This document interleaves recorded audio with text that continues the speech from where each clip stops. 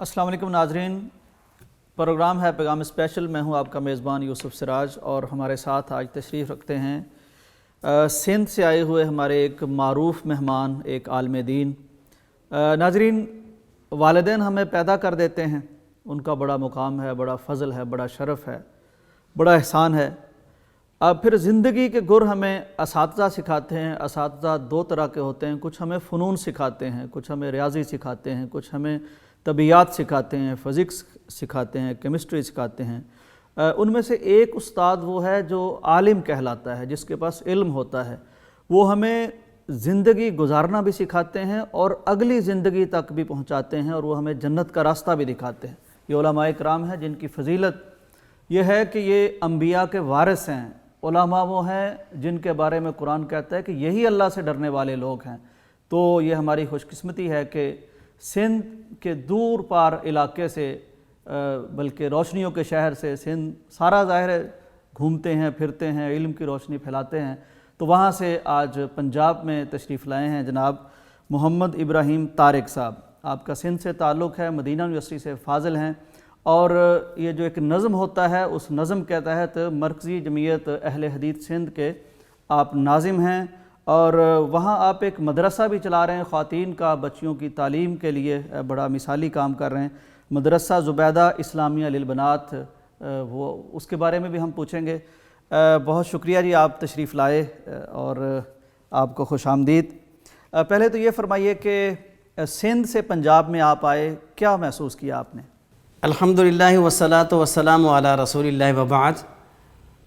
ہم جب سندھ سے پنجاب میں آتے ہیں تو ہمیں انتہائی خوشی ہوتی ہے، اس لیے کہ ہمارے آباء و اجداد کا تعلق بھی پنجاب کے ساتھ تھا، تو یہاں آ کر کے ہمیں وہ اپنائیت ملتی ہے جو ہمیں اپنے گھرانوں سے ملتی ہے۔ ماشاءاللہ، یہ ساری زبانیں اللہ کی تخلیق ہیں، کوئی بلوچی ہے، کوئی سندھی ہے، کوئی پنجابی ہے، ہمارے پٹھان بھائیوں کی زبان ہے۔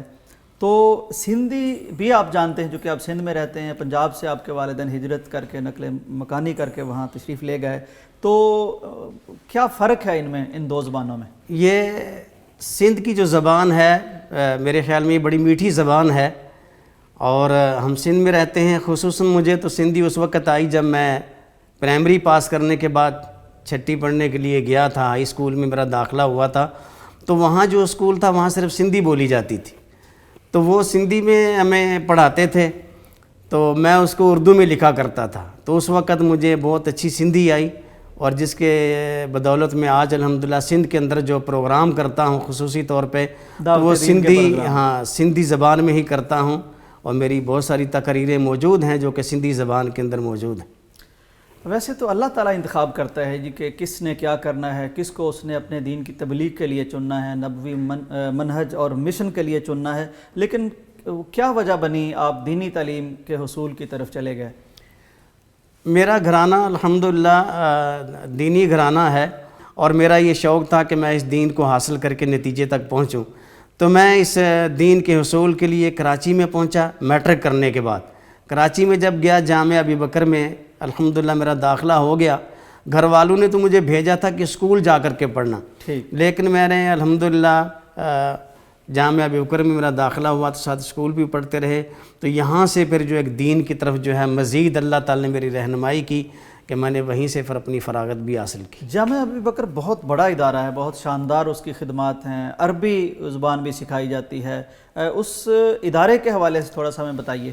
جامعہ ابی بکر الحمدللہ پاکستان کیا اس بر صغیر کے اندر میرے خیال میں اس جیسا کوئی ادارہ نہیں ہے، کہ جب ہم پڑھتے تھے تو وہاں اس وقت 40 ملکوں کے لڑکے پڑھتے تھے، ماشاءاللہ، اور انٹرنیشنل یونیورسٹی ہے، جی ہاں وہاں عربی بولی جاتی تھی، تو عربی الحمدللہ ہمیں مصر کے اساتذہ بھی پڑھاتے تھے، جس وجہ سے ہمیں عربی پھر بہت اچھی طرح سے آنے لگی۔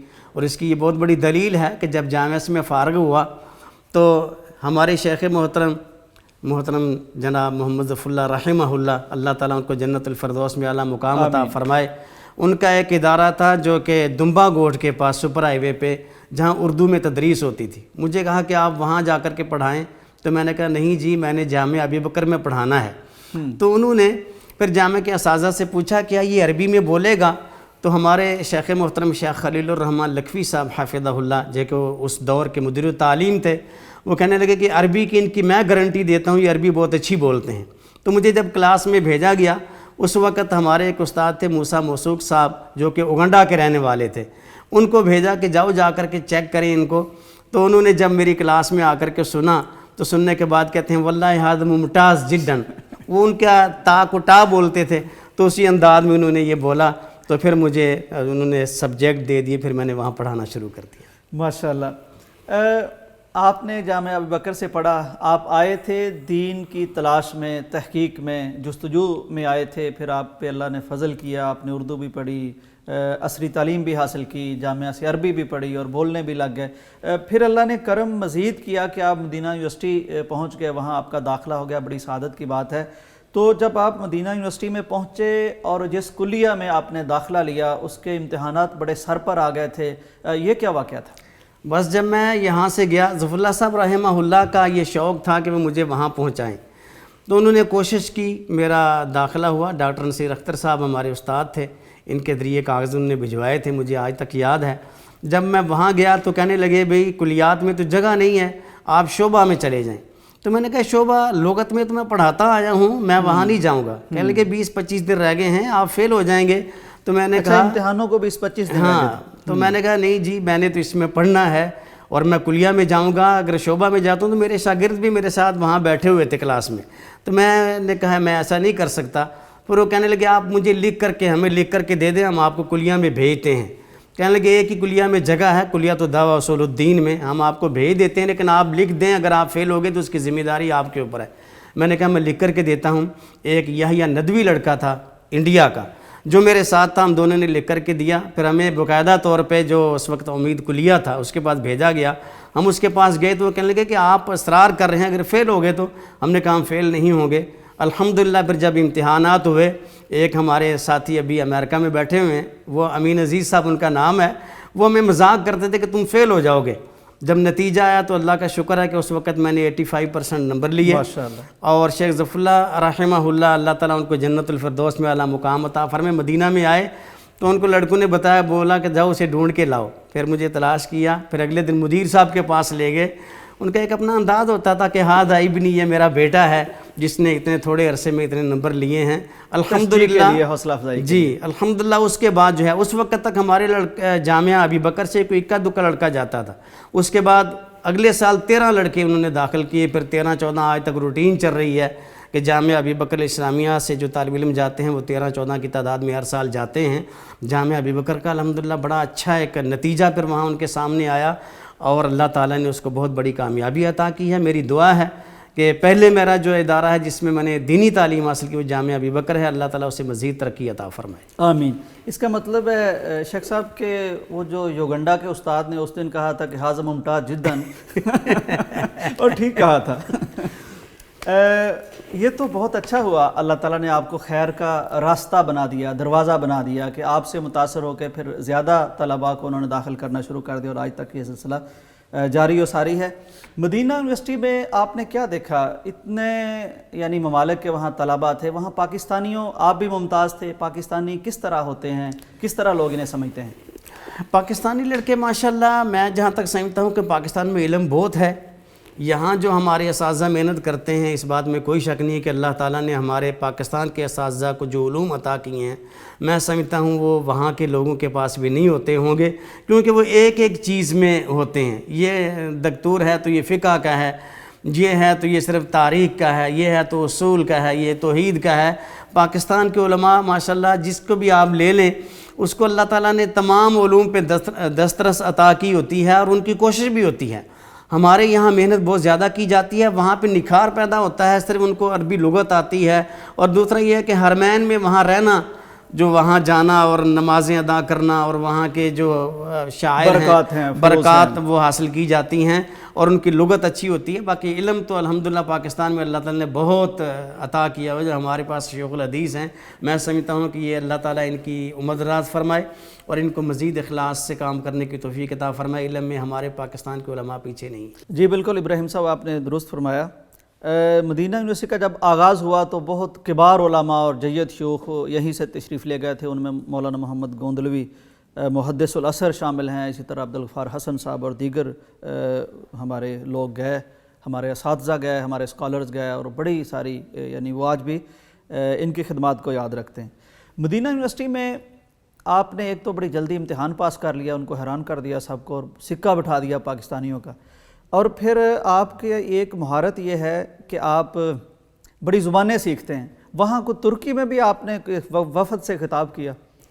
ایک دفعہ ایسے ہوا تھا کہ مدینہ منورہ میں جب دوران طالب علمی ہوتا تھا کہ حجاج کی خدمت کے لیے لڑکوں کا چناؤ ہوتا تھا، تو اس وقت اب کوئی بھی ٹیم آتی پاکستانیوں کی تو وہ مجھے آگے کر دیتے تھے، میں ہر زبان میں بات کرتا تھا۔ ایک دفعہ ترکیوں کا ایک وفد آ گیا، وہ ہمارے ساتھی ہیں شیخ افتخار احمد صاحب، وہ جامعہ ابی بکر میں پڑھاتے ہیں، یہ میرے ساتھ تھے، ان کی ڈیوٹی تھی، ہم دونوں اکٹھے تھے جہاں 7 مساجد ہیں۔ تو یہ لوگ آئے اور مجھے مدیر نے کہا کہ یہ آئے ہیں یار، ان کو سمجھاؤ۔ اچھا میں گیا، میں اپنی طرف سے ایسے ہی لگا رہا، ان کے ساتھ باتیں کرتا رہا، وہ سنتے رہے بڑے کھڑے ہو کے اطمینان کے ساتھ، پھر وہ چل دیے۔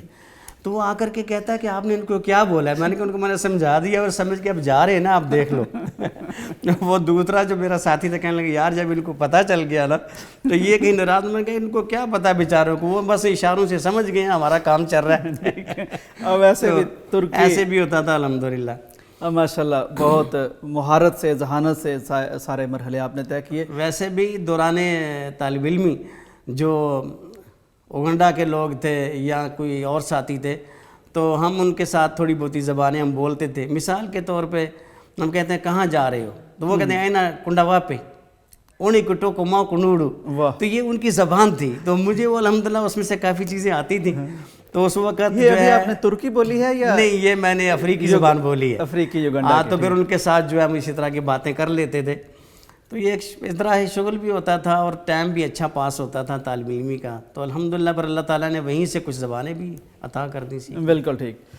ناظرین، ظاہر ہے جہاں ملٹی نیشنل زبانوں کے لوگ موجود ہوں گے، شہریتوں کے لوگ موجود ہوں گے، تو پھر بڑا ایک ماحول بنتا ہے، بندہ سیکھتا بھی ہے بہت کچھ۔ بریک کا وقت ہے، بریک کے بعد واپس آتے ہیں۔ ناظرین ویلکم بیک۔ شیخ صاحب یہ فرمائیے کہ زبانیں ماشاءاللہ آپ نے کافی ساری سمجھی ہیں، بولی ہیں، اور ایک بڑا مزہ بھی اس میں پیدا ہوا، مختلف لوگوں سے آپ بات کر لیتے ہیں۔ اچھا، یہ آپ کو بلبل کراچی یا بلبل سندھ بھی کہتے ہیں آپ کی اس خطابت کی وجہ سے اور مختلف زبانیں جاننے کی وجہ سے، اور بڑے ایک اچھے اپنے خاص انداز میں جب آپ بات کرتے ہیں، تو یہ تھوڑا سا ہمیں سنائیے ہمارے ناظرین کے لیے کہ پنجابی میں بھی بات ہو جائے، سندھی میں بھی ہو جائے، اور بھی کسی زبان میں۔ یہ ہے کہ یہ ساتھیوں کی محبت ہے کہ مجھے اس انداز سے کہتے ہیں۔ وہ مجھے یاد آیا ایک دفعہ امیر محترم جو ہیں وہ سندھ کے دورے پہ تھے، تو میں نے نبی علیہ السلام کے اوپر ایک شعر پڑھا۔ وہ پنجاب کے شاعر بھی پڑھتے ہیں کہ سونے نبی دا سونا نام جد وچ 2 میماں، تو امیر محترم فرمانے لگے کہ میرے بلبل پہ 2 لاما۔ تو اسی طرح مثال کے طور پہ کچھ ایسے شعر ہیں کہ پنجابی کا ایک شعر ہے جسے آپ پڑھتے بھی ہیں، علماء بھی سناتے ہیں۔ ایسا نہ میں پھلاں دا چمن ویکھیا، جیویں عبداللہ دا میں چن ویکھیا۔ اسی کو میں سندھی میں پڑھتا ہوں۔ ایڑو نہ گلن جو چمن ڈٹھوا، جیئیں عبداللہ جو مٹھو ڈٹھوا۔ پوچھے پوچھے سونے کھے مالک بنایو آ، حسینن جو حسن رب ہن تے کھوٹایو آ۔ ایڑو نام جگ میں حسن ڈٹھو آ، جیئیں عبداللہ جو مٹھو ڈٹھو آ۔ ریس کستوری نہ ہے سونے جے پسینے جی، ریس جگ میں نہ ہے مکئی مدینے جی۔ دیکھیں نا کہ یہ پنجابی میں بھی ہے، اب اردو میں بھی ہے اور سندھی میں بھی ہے۔ ریس کستوری نیگی سونے دے پسینے دی، ریس جگ وچ نیگی مکے دے مدینے دی۔ مہکدا میں کل بدن ویکھیا، مہکندڑ کل بدن ڈٹھو آ، جیئیں عبداللہ جو مٹھو ڈٹھو آ۔ ریشم ملائم سونے جیوں تریوں، کرن مقابلو نہ گل کلیوں۔ ایڑھو نہ ملائی تے مکھن ڈٹھو آ، جیئیں عبداللہ جو مٹھو ڈٹھو آ۔ واہ واہ واہ، کیا بات، سبحان اللہ. اگرچہ وہ سندھی تھی لیکن پوری سمجھ آ رہی تھی اور بڑی خوبصورت، واقعتاً یہ میٹھی زبان ہے. تو بڑا فائدہ ہوتا ہے تبلیغ میں اور جب آپ دعوت کا کام اس کا کرتے بڑا ہیں اس میں. فائدہ ہوتا ہے. مجھے یاد ہے میں ایک دفعہ ایک پروگرام میں گیا تھا، تو اس وقت توحید پہ میں بات کر رہا تھا، تو ایک بزرگ جو ہے نا ناراض ہو گیا کہ یار آپ جو ہے نا وہ توحید بیان کر رہے ہیں اور دوسروں کی نفی کر رہے ہیں. تو میں نے فوری طور پہ جب اس کو جاتے ہوئے دیکھا تو میں نے کہا انکل جی آپ ناراض ہو کے کیوں جا رہے ہیں؟ ہم تو نبی علیہ السلام کے بھی بڑے مداح ہیں. اب میں آپ کو وہ دونوں میں سناتا ہوں. مشہور شعر ہیں جس کو میں نے سندھی میں کنورٹ کیا تھا کہ گلشن رسالت میں ایک گل اہڑو آیو آ، عبداللہ جو بچڑو آ، آمینہ جایو آ، گاریوں دے رات ڈیہں جے کو بچھڑائی صبح شام کرے،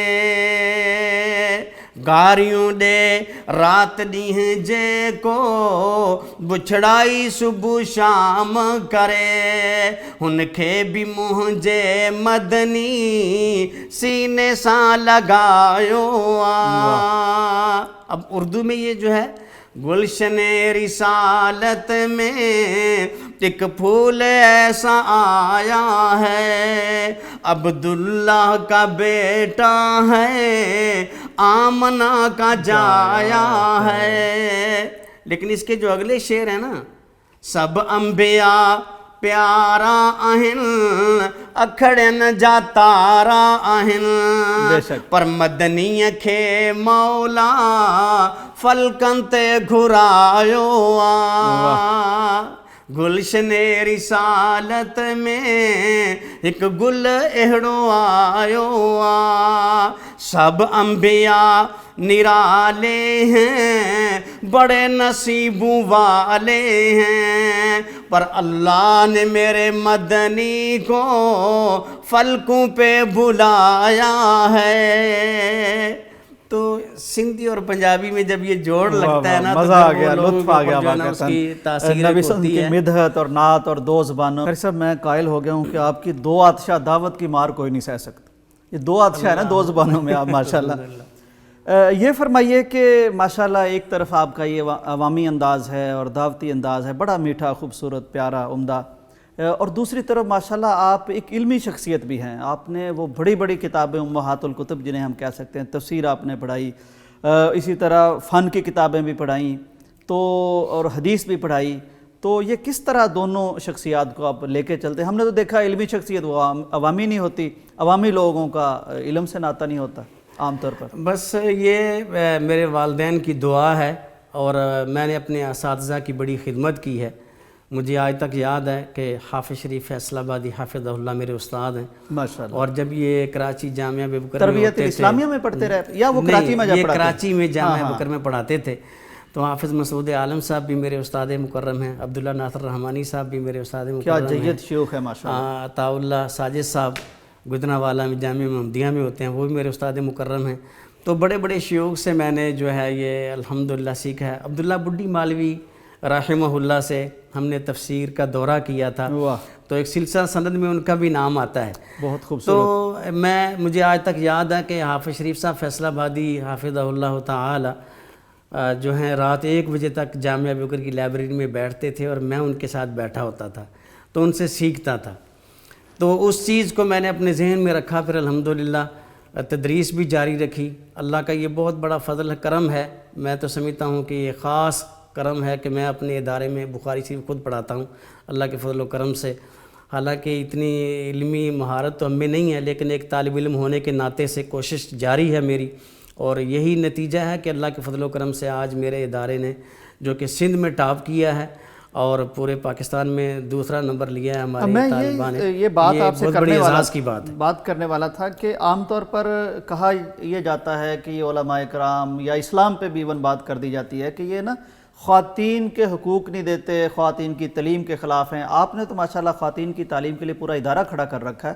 تو یہ کیسا سلسلہ چل رہا ہے آپ کا؟ میں یہ سمجھتا ہوں کہ ماں جو ہے یہ پہلا مدرسہ ہے. آپ عربی کتب جب پڑھیں گے تو ان میں یہی بات ملتی ہے. ماں سے جو بندہ تربیت حاصل کرتا ہے نا وہ آگے نکلتا ہے. یہ میری جو تو ماں کا پڑھا لکھا ہونا ضروری ہے.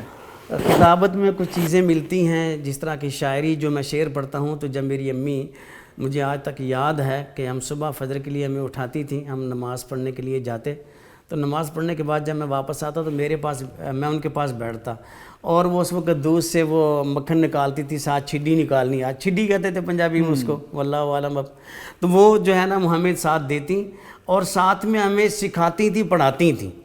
تو ان کی سکھائی ہوئی باتیں آج بھی وہ مجھے یاد ہیں. تو اللہ کا شکر ہے کہ الحمدللہ پھر وہ میرے ذہن میں ایک سوچ تھی کہ اگر میری ماں میری اس طرح سے تربیت کر سکتی ہے تو ضروری ہے کہ بچیوں کو تعلیم دی جائے. خواتین کا بہت بڑا کردار ہوتا ہے، ایک اگر ٹھیک ہو جائے تو پورے گھر والے کو وہ سدھار دیتی ہے، پورا گھرانہ اسے سمجھ جاتا ہے. تو یہ دین کی تعلیم ان کے لیے ضروری ہے تاکہ جس بھی گھر میں وہ جائے گی تو وہاں انشاءاللہ کم سے کم عقیدے کی درستگی ہونا بہت ضروری ہے. عقیدہ درست ہے تو آگے سارے معاملات ٹھیک ہو جاتے ہیں. شیخ صاحب یہ فرمائیے کہ خلا، طلاق، خانگی مسائل میں وہ بے شمار مسائل ہیں، یہ بہت پیدا ہو گئے ہیں آج کل، یعنی سلسلے بہت بڑھ گئے ہیں، یہاں تک کہ خودکشیاں بھی بعض دفعہ ہمیں خبریں سننے کو ملتی ہیں کہ گھریلو جھگڑا ہوا تو وہ پورا نہیں کر سکے، اس کو سہ نہیں سکے. تو کیا یہ بھی ایک یہی وجہ ہے کہ دینی تعلیم نہیں ہے خواتین کے پاس اور مردوں کے پاس، اور وہ گھر گھرستی کے اور زوجین کے معاملات کو اس طرح نہیں سمجھتے؟ ہاں، اس میں کوئی شک نہیں ہے کہ تعلیم نہ ہونے کی وجہ سے پھر یہ فساد سارا پھیلتا ہے، اور یہ تعلیم نہیں ہے، پہچان نہیں کر سکتے. آج کل میڈیا اتنا آگے نکل گیا ہے کہ ہر بندے کے ہاتھ میں یہ چیز موجود ہے. وہ جس طرح وہ ڈرامے دیکھتے ہیں، ان کے پاس تعلیم نہیں ہوتی ہے، اسی کا اثر لے کر کے یہ بھی جلدی سے طلاق دے دیتے ہیں یا عورت خلا لینے کے لیے تیار ہو جاتی ہے. اگر کسی کے پاس دینی تعلیم ہو تو کم سے کم پہچان ضرور کر لے. معاشرے کا اثر اسی وجہ سے پڑ رہا ہے کہ ان کے اساس نہیں ہے. اگر شروع میں ہی ان کو اس چیز کا علم ہو تو کبھی بھی اس طرح کا نتیجہ سامنے نہیں آتا ہے.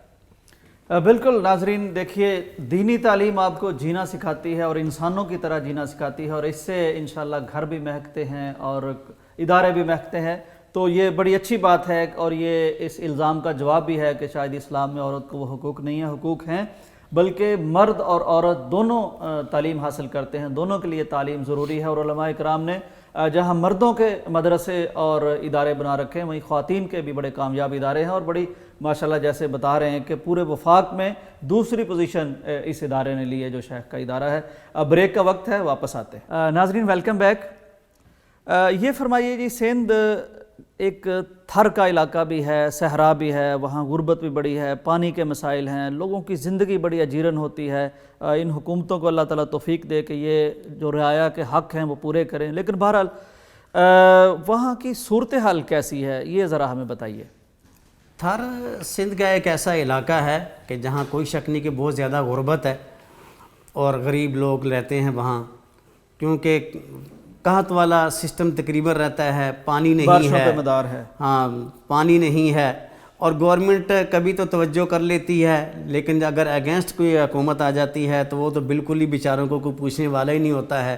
جس طرح کہ وہاں پانی نہیں ہے لوگوں کے پاس پینے کے لیے، کہ ایسی جگہ بھی ہیں جہاں انہوں نے آگے گدھے باندھے ہوتے ہیں، وہ کھینچ رہے ہیں اور پانی نیچے سے پھر نکل رہا ہے اور وہ لے کر کے جا رہے ہیں، دور دور تک لوگوں کے لیے پانی نہیں ہے. تو الحمدللہ ایک کام شروع کیا ہوا ہے جس کے ذریعے سے الحمدللہ مساجد بھی تعمیر کر رہے ہیں ہم لوگ، اور مساجد کی تعمیر بھی ہوئی ہے. اسی طرح ہینڈ پمپ بھی لگ رہے ہیں، کنویں بھی کھدوائے ہیں، جس سے یہ ہوتا ہے کہ ایک تو لوگوں تک پانی پہنچتا ہے، ان کی معیشت کا کچھ خیال ہوتا ہے، دوسرا کہ ان کو دین کی تعلیم کا بھی ایک ذریعہ بن جاتا ہے. جہاں مسجد بنتی ہے وہاں پھر تعلیم کا بندوبست بھی کیا جاتا ہے تاکہ ان کو دینی تعلیم دی جائے. اسی طرح الحمدللہ میں نے کوشش کری کہ اپنے ادارے میں ہم تھر سے بچیاں بھی لائے تاکہ ان کو دین کی تعلیم دی جائے. جب تک آپ کسی بھی قوم کو علم نہیں عطا کریں گے تو وہ قوم پستی کی طرف چلی جائے گی. جب آپ ان کو علم دے دیتے ہیں تو علم کے ذریعے الحمدللہ بہت کچھ ہو جاتا ہے، تو وہ آگے پھر دین پھیلتا ہے، پھر انسان تھوڑی چیز پہ بھی قناعت کرنے والا بن جاتا ہے اگر اس کے پاس علم آ جائے. اور علم وہی ہے جو کتاب و سنت کا نام ہے، اور دنیاوی لحاظ سے بھی علم سیکھنا چاہیے کہ دنیا کی زندگی گزارنی ہے. ہم اپنے اداروں کے ذریعے بھی الحمدللہ وہاں کام کر رہے ہیں. اللہ تعالیٰ سے دعا ہے کہ اللہ تعالیٰ ہمیں مزید وہاں دین کا کام کرنے کی توفیق عطا فرمائے. یہ بات کی جاتی ہے جی کہ مختلف صوبوں کے حوالے سے، یہ سندھی ہیں، یہ پنجابی ہیں، یہ پختون ہیں، تو آپ کا کیا خیال ہے کہ سندھ یعنی باقی صوبوں کی بھی بات کرنی چاہیے لیکن چونکہ آپ کا تعلق سندھ سے ہے، سندھی کتنے پاکستانی ہیں، وہ پاکستان سے کتنا پیار کرتے ہیں؟ سندھی الحمدللہ پاکستان سے پیار کرنے والے ہیں، اس میں چند ایک لوگ ہیں جو کہ جی سندھ کا نعرہ لگاتے ہیں، ورنہ زیادہ تر لوگ جو ہیں وہ پاکستان کے حامی ہیں، کیونکہ جو لوگ دیندار ہیں، دینی طبقہ ہے، دین کو سمجھنے والے لوگ پاکستان کے حامی ہیں اور پاکستان کے ساتھ ہیں۔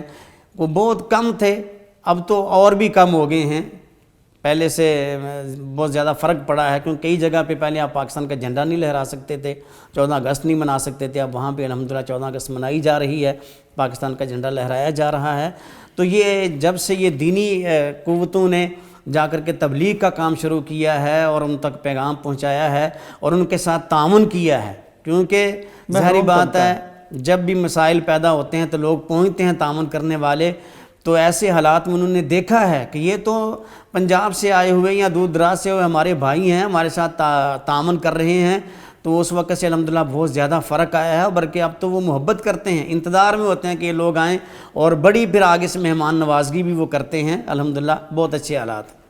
سندھ میں ایک بہت بڑی کمیونٹی ہندوؤں کی بھی ہے، جی آپ کیا سمجھتے ہیں کہ وہ ٹھیک رہ رہے ہیں، انہیں دین اسلام کی دعوت دی جا رہی ہے، وہ ہم سے متاثر ہو رہے ہیں، کیا صورتحال ہے؟ ہاں الحمدللہ ان کے ساتھ بھی ہم اسی طرح سے تعاون کرتے ہیں جب ان کو ضرورت ہوتی ہے۔ ابھی پچھلے دنوں میں ایک جسے آپ یہاں پٹواری کہتے ہیں، سندھ میں ہم انہیں تپے دار کہتے ہیں، وہ ایک ملا کہتا ہے جی ہمارے علاقے میں پانی کی ضرورت ہے، اور جب معلومات کی ہمارا نمائندہ گیا وہاں سارے ہندو تھے، تو ہم ان کو بھی وہ پانی کا پروجیکٹ دے رہے ہیں تاکہ جو ہے نا بلا کسی امتیاز کے، اس سے فائدہ یہ ہوتا ہے کہ جب ہم پانی کسی کو دیتے ہیں وہ ہماری بات سنتے ہیں، وہ تعصب ان کے دل سے ختم ہوتا ہے، اور اس سے کئی لوگ مسلمان ہوئے۔ میرے اپنے ہاتھ پہ الحمدللہ تقریباً کوئی 15 ہندو مسلمان ہو چکے ہیں اللہ کے فضل سے آج تک، اور وہ یہی ہے کہ میں ان کے جو ہے نا میرے طریقے سے وہ خوش ہوتے ہیں، بیٹھتے ہیں، سنتے ہیں، اور اس کے بعد وہ الحمدللہ مسلمان ہو جاتے ہیں۔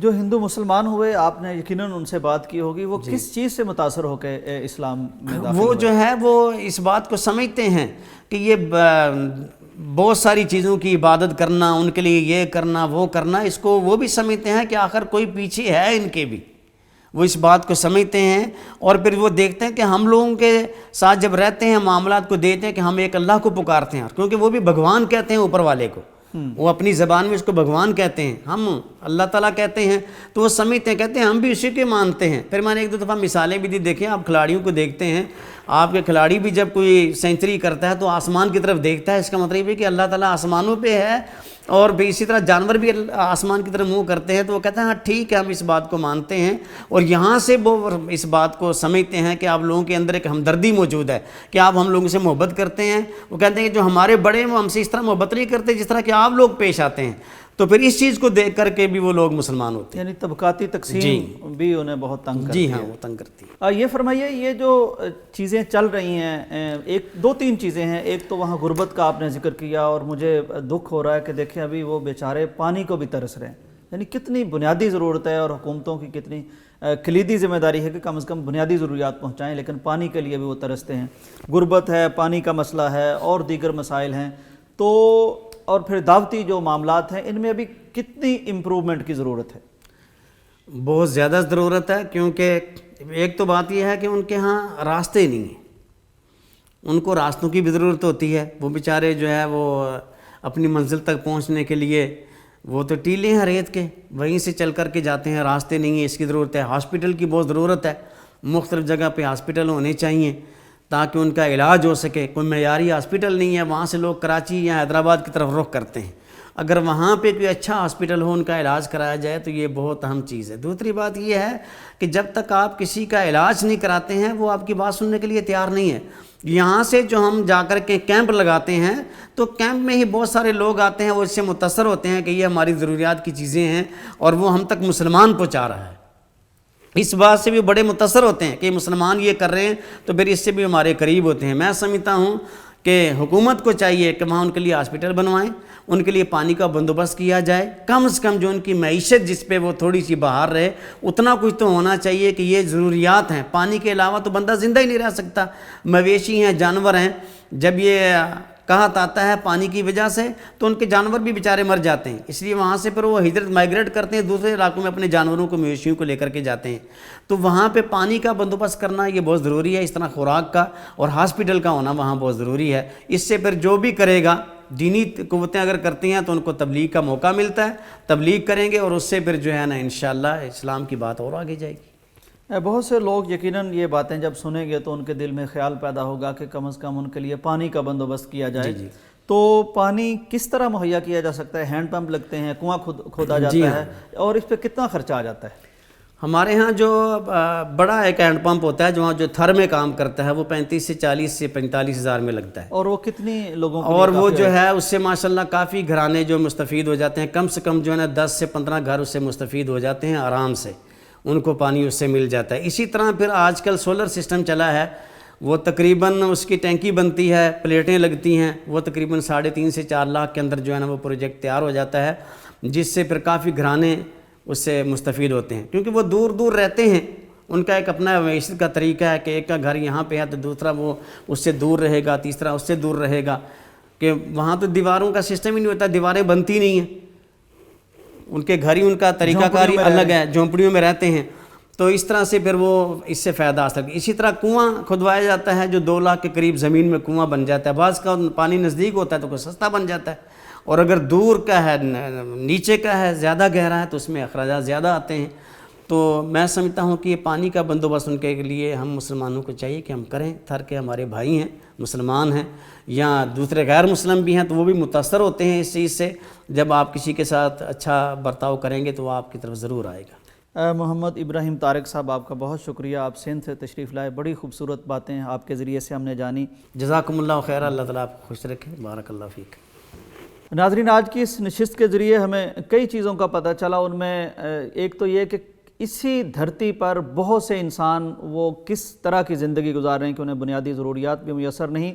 اس سے 2 سبق ہمیں ملتے ہیں، ایک تو ہمیں جو کچھ ہمارے پاس موجود اور میسر ہے اس پہ شکر بھی کرنا ہے اور ان بھائیوں کا خیال بھی کرنا ہے، اور پھر ہم نے دیکھا کہ دین جب ہمارے معاشرے میں آتا ہے، ہمارے گھروں میں آتا ہے تو اس سے ہماری زندگی خوبصورت ہو جاتی ہے۔ یہی نہیں کہ طلاق کی شرح کم ہوتی ہے، یہی نہیں کہ عالم دین بنتے ہیں اور ان کی بات لوگ سنتے ہیں اور اس سے بڑے اچھے لہجے نکلتے ہیں اور دعوت اور تبلیغ کے کام ہوتے ہیں، بلکہ ملک بھی اس سے جڑتے ہیں اور مستحکم ہوتے ہیں، جیسے کہ شیخ نے فرمایا کہ جب سے وہاں سندھ میں دینداروں کا فروغ ہوا ہے، دین کی بات ہوئی اور دین کی خاص طور پر تعلیم پر عمل ہوا ہے، یعنی عملی اعتبار سے ان کی خدمت ہوئی ہے، مدد ہوئی ہے، تو وہ اسلام کے بھی قریب آئے ہیں، پاکستان کے بھی قریب آئے ہیں۔ یہی دنیا اور آخرت میں ہمارے لیے واحد سبب ہے دین، یہ ہمیں دنیا میں بھی جوڑے گا، آخرت میں بھی جوڑے گا، کامیاب بھی کرے گا۔ تو یہی آج کا سبق ہے۔ اجازت دیجیے، اللہ حافظ۔